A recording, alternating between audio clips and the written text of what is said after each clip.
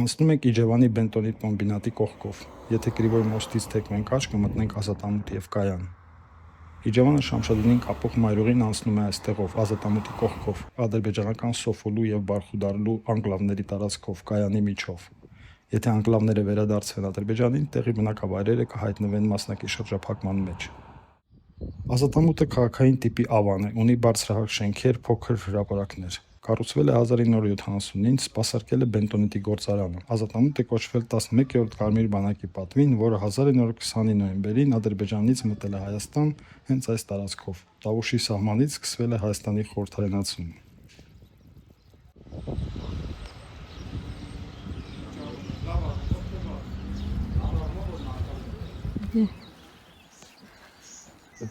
Հարց է տասում սահմանը ուր է։ Հենց այս երկու շրեշտերի արանքում։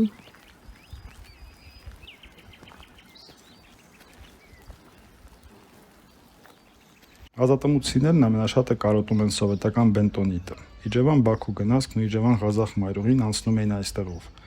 Քանի երկաթգիծը կար, կոմբինատ արտադրանք էր տալիս և ապահովում մոտ 3000 աշխատատեղ։ Դա գործարաններ է տարածքով։ Դա 6 գործարան ալել։ Լավ ապրել է։ Սովետը sense կանգնեց, քանդվեց, սկսեցին ապավից դատապրիգա։ Շատ վատ են ապրեցի իրոք։ Սովետ միության փլուզումից հետո Ավանը դարձավ գյուղ, բայց Ազատամուտում ապրող մարդիկ իրենց գյուղացի չեն համարում։ Նրանք չունեն հող և այգի, չեն զբաղվում գյուղատնտեսությամբ կամ անասնապահությամբ, այլ գնում են խոպան կամ աշխատում են կոմբինատից մնացած ցեխերում կամ ֆուտբոլ են խաղում բենտոնիտ ակումբում, կամ պահակ են աշխատում Գրանդ Քենզիի նոր պահեստում կամ բանվոր ծխախոտի արտադրամասում, պայմանագրային զինծառայող, ուսուցիչ, բժիշկ, պետական հիմնարկություններում։ Հարևան կայանն էլ սովորական կայան է, փոքր բնակավայր կարևոր մայրուղու կողքին։ Այս գյուղի անունը Թեուր գյուղ դրեց։ Գիտես ոնց է։ Սա գյուղ չելել է, սա փոքր ավան է։ Այստեղ բանի գինի գործարան կա։ Լսի, Կրիվոյում գինի մեծ գործարան է, որ հազարավոր մարդիկ են աշխատել։ Այս հասարը շենքերը այդ հիմնարկի պանով սարքել են այստեղ ու տվել են հիմնարկի աշխատողներին։ Մենք այստեղ այդ ձևով ենք եկել։ Իսկ այդ գործարանը էլ չի աշխատում։ Քիչ, շատ քիչ։ Մի որ տրանսպորտ չի աշխատում, իմ ասպոյս գից աշխատում էր կարմին տանեն, 18 արտադրության մեջ օգտագործող հունքատա։ Իջևան-Բերդ մայրուղին էլեկտրական ցանցերն ու կապի մալուխները ձգվում են ադրբեջանական երկու անկլավների միջով։ Սոֆոլուն ու Բարխուդարլուն Հայաստանի վերահսկողության տակ են անցել 1990-ականների սկզբին։ Բնակչությունը փախել է, տներից մնացել են մենակ հիմքերը։ 2020-ից հետո Ադրբեջանն անկլավները վերադարձնելու պահանջ է դրել։ Հայաստանը առաջարկել է փոխանակել Արցախաշենի հետ։ Ազատամուտի հենց առաջին բակում մեզ բացատրում են, որ անկլավները ստեղծվել են 1930-ականներին, իբրև թե սովետի ժամանակ կար հատուկ ծրագիր կղզիներ սարքել հարևան հանրապետությունների խորքերում, միջպետական ճանապարհներին կամ կարևոր օբյեկտների վրա։ Բայց Սոֆոլուն ու Բարխուդարլուն հայկական Արցախաշենի պես կղզիացել են դեռ սովետից առաջ։ Հայաստանի կազմում դրանք երբեք չեն եղել։ Այն ժամանակ իր նշանակություն Ուկրաինա, իր նշանակություն Հայաստան, իր նշանակություն Ղազախստան, դա կապ չուներ։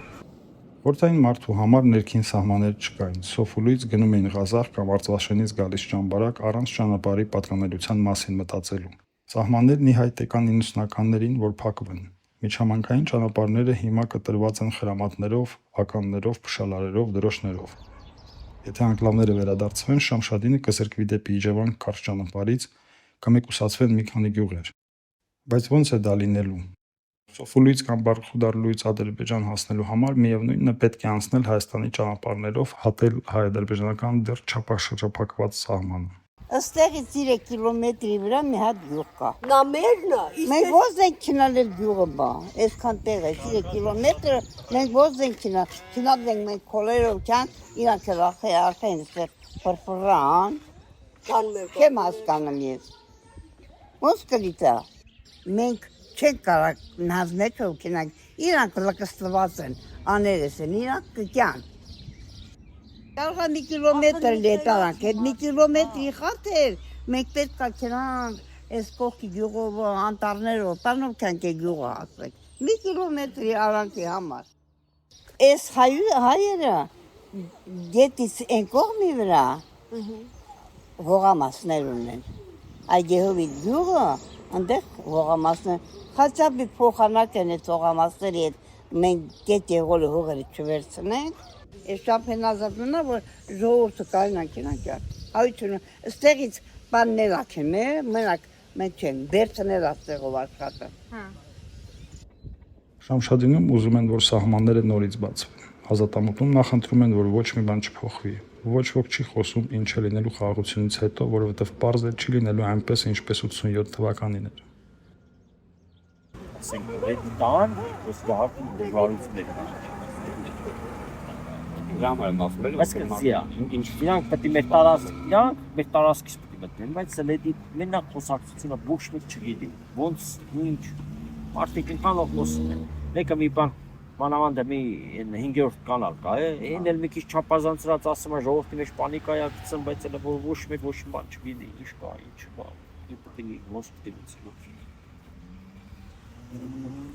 Գալիս ենք Կիրանց բերքաբեր ոսկեպար։ Հայ-ադրբեջանական սահմանի նմուշային դելիմիտացիան սկսվեց անցած տարի Տավուշի հենց այս հատվածից։ Ադրբեջանական 4 գյուղերի տարածքներից դուրս բերվեցին հայկական հենակետերը, Տավուշ-Ղազախ նոր սահմանին կանգնեցին սահմանապահներ, դրվեց փշալար, կառուցվեց պատ։ Տարածքները, որոնցով անցնում էին հայկական միջպետական մայրուղին եւ ադրբեջանական միջհամայնքային ճանապարհները, անժամկետ փոխանակվեցին։ Տեղի arczepiskopos-ի եւ Տավուշցի դաշնակցականի գլխավորությամբ Կիրանցում եղավ փոքր բունտ, որը շուտով մարեց։ Նոր սահմանի մյուս կողմում հայտնված գույքի համար տվեցին մեծ փոխհատուցումներ։ Գյուղացիներից մի քանիսը հարստացան, մի քանիսը նեղացան, մեծամասնությունը հոգնեց։ Հենց այս պապի հետ եղել է խնամուշտունը, ինդրիվ հիմնահատակ անել է։ Իսկ ես մեկն էլ բաժանարուս Աստեղ եղել է էլի վագոն տնակ եղել, էդ էլ է մնացել են, աստեղ կար մի հատ խադավիկանոց կար, մեկ ուրից աշխատել կար, էդ էլ մնաց իրանց, մեր էդ Նիկալայ կոչվածին, զանգին ասեցին, որ ես գյուղն անկոտրում է, սրանց դեմ խաղ չկա, ու ինչ հարին աղբեր, դրին ու սկսեցին փոխատուցում են, ու հարց եմ տալի, եթե մի հատ վագոն տնակի համար, $20,000 տալիս։ Դու խաղ ես անում $20,000 Վագոն տնակ ընդամեն, մի հատ վագոն է տրած, դեմն են մի 50 հատ տուֆով պատած, մի հատ թեթև պուխնյատիպի բան է սարկան։ Այդ ոնց եղավ աղբեր պատի են կոմը, այդ վագոնի տվին $120,000 Հարց եմ տալի, այդ ոնց եղավ։ Այդ $120,000 դու գնաս Երևան Հյուսիսային պողոտան Խուզաստունը կար։ Ճիշտ է։ Բայց եկան այդ քուսը դոմիկին է քան տվի։ Վագոն կարստե դրած, խանութ էր աշխատում են վագոնը։ Այդ վագոնին $50,000 թողել։ Այսինքն ի՞նչ է նշանակը դա։ Առան, դեպս ուսումնասիրես, առան։ Ախպեր հողերը փաստացի, հողերը ծախվեց։ Մեր հողերը ծախվեց։ Դեպս ծախողը քաունթի տերն է, դոմիկի տեր։ Որի։ Չէ, ախպեր։ Հա, բայց հասկացան, բայց վագոնին մարդ կար, $50,000 Ես այդ $50,000 կգնամ ես որ իջոման այդ պատ լավ կվարին։ Կիրանցում հարցազրույց տալ ոչ ոք չի ուզում, ասում են, որ համայնքը պարակտվել է փոխհատուցումների եւ ընդդիմության ցույցերի պատճառով։ Կիրանցում նոր դպրոց ու ֆուտբոլի դաշտ են սարքել, բայց գյուղացիները զրկվել են արոտավայրերից։ Քարտեզով ադրբեջանական տարածք են, բայց պատմական առումով 100% հայկական են, ասում է մեր զրուցակիցը։ Ինչ է սահմանազատումը լելա։ Այս սահմանազատումը բայց դրանից առաջ ռողը վախշեկեղի վրա չէր գալի, հազվագյուտ կարող է տարին մեր հետ կամ էտեր կարող է չկային։ Բայց այս ինչ է սահմանազատումը լելա, խիղտում են, լագրողին մեր կերը խիղտում։ Ինչը։ Ախպեր Մենքանա փող աշխատեն, էլի։ Քաղաքականությունից ուզում է խոսել միայն նոր դպրոցի պահակը։ Նա կիսվում է մեզ հետ փրկության սցենարներով, անցած ամիսների ընթացքում մասնագիտացել է։ Ինչքան մեր գյուղը լրագրող է եկել, սաղին էլ ինտերվյու եմ տա։ Ու ես կարող եմ ինձ դաժե տեսած էլ։ Ես շատ եմ ինտերվյու տվել, շատ եմ։ Համի օրենքն իրան ձեռն աղպես, Անիկոլի թիմն է, ցավոք տանը։ Աստե ոչ մի բանը չի արվել օրինական։ Լրիվ արվել է անօրինական ու աղբեր։ Լրիվ ապօրին։ Էս ինչ տենեմ ես լրիվ ապօրին արվել։ Բերքաբեր գնալու համար պետք է մեքենա ստոպենք Սուրբ Մարիամ Աստվածածին մատուռի մոտից, բայց բերքաբեր գնացողներ չկան։ Երկար սպասելուց հետո կանգնեց տեղացի պայմանագրայիններից մեկը։ Իմացանք, որ գյուղը նոր են ասֆալտապատել, առաջ խմելու ջուր չկար։ Ջողոզ լիճն է, դե օդնդախ սարնա։ Այդ բարձունքը միջև գլուխը եղել է հայկական հող միջև 92 թիվը։ 92 թվի կռվի ժամանակ մերոն գրաված են եղել միջև այդտեղ, մեր մոտ էլ մեր դիաբետության տակ ա եղել։ Վերջը հետնահաճ են տվել իրանց։ Ջողազի ջրամբարի մի մասը իրանց դիաբետության տակ ա հիմա, մի մասը մեր։ Կավարժինը եղել է Գագիկ թագավորի նստավայրերից մեկը։ Ալեքսանդր Պուշկինը ստեղ անցել է, այս քարը իր պատվին են դրել։ Ընդհանրապես պատերազմից հետո կրակոցներ չեն եղել։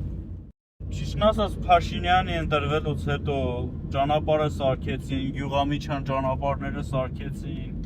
Вообще ընդհանրապես ճանապարհ չկար։ Ընդհանրապես ահագին փոփոխություններ եղել է, գազաֆիկացվել է, բայց դեռ չեն միացրել, sense տրուբեք միացրել են, նոր է էլի։ Ջուրը ուզում քաշեն, ահագին փոփոխություններ ճիշտ ասած կա։ Կա, բայց դե խմելու ջուրը, ասենք, գյուղը մի քանի տեղ ա դրված էլի, տները քաշած չկա։ Հիմա տները համարն ուզում քաշեն։ Դե, այս ծրագրերով թազա տներ են սարքում, թազա գործեր են անում էսով, մի 100 քանյա տուն են սարքում, բայց հլա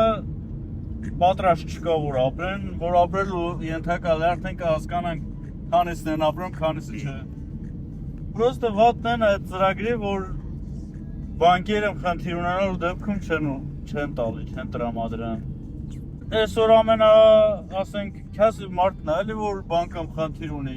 Այսինքն, եթե ես քյասիվ եմ, բանկամ խնդիր ունեմ, ինչ չի ասում, այնով հարուստ է, բանկամ խնդիր չունի, իրան հասնում է։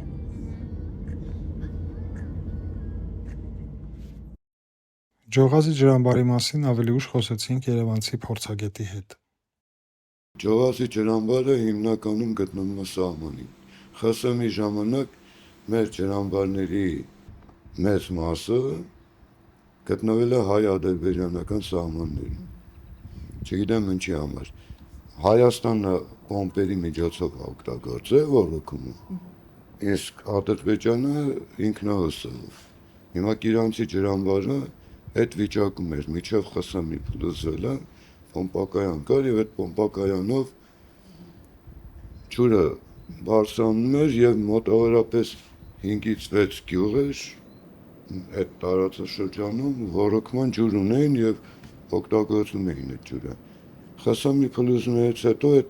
ամբողջ պոմպակայանը թալանվեց։ Մնաց 5 քանդված շենքը եւ պատերազմից հետո այդ սահմանային այդ կռիվներից հետո ամեն ինչը մնաց այդ վիճակում եւ հիմա հնարավոր չի օգտագործել։ Բերքաբերի հրապարակում հավաքված տղամարդիկ գոհ են սահմանազատումից։ Հավաք սերնդի ներկայացուցիչները հատկապես վստահ են, որ իրանցի միտինգները բեմադրվել են դաշնակների կողմից։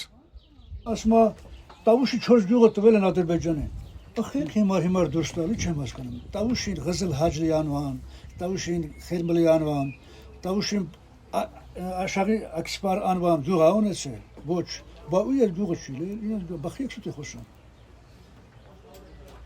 Այդ Սենսե պետք է այդ ամպոզները այդ ժողովրդի մեջ նիդարազումանի են գցում, ժողովրդի մեջ տենց հրահրոց են գցում, ինչա թե 26 թվականի մոտանում։ Սարգյուղի մեր ընկերները տրամադրությունների տարբերությունը բացատրում են այսպես. 90-ականների պատերազմից հետո Կիրանցը շահել է ադրբեջանական տարածքների կլանումից, իսկ Բերքաբերը տուժել հայկական հողերի կորստից։ Դելիմիտացիայից հետո կիրանցիները զրկվել են արոտավայրերից, իսկ բերքաբերցիները հույս ունեն, որ 90-ականներից օկուպացված իրենց հողերը շուտով կվերադարձվեն, իսկ եթե որոշում կայացվի դրանք փոխանակել, պետությունը կփոխհատուցի գյուղացիներին։ 1970-ականների քարտեզներին հղումը տավուշցիների սրտով է։ Սահմանի այս հատվածում ավելի շատ տարածքներ է օկուպացրել Ադրբեջանը։ Եթե դելիմիտացիան շարունակվի սովետական վերջին քարտեզներով, Տավուշը կշահի։ չգիտենք ասել են ձեր հողը ձեզ են տալու, բայց ոչ մեկը չգիտենք լա։ Սպասում ենք, մի քանի սպաս։ Այդ որ ասում են, թե մեր բնականաբար մի 820 հեկտար հող մեր այսօր Ադրբեջանի զորամասի զորքերը դիսլոկացիան նստած կա այդտեղ, հասկացան։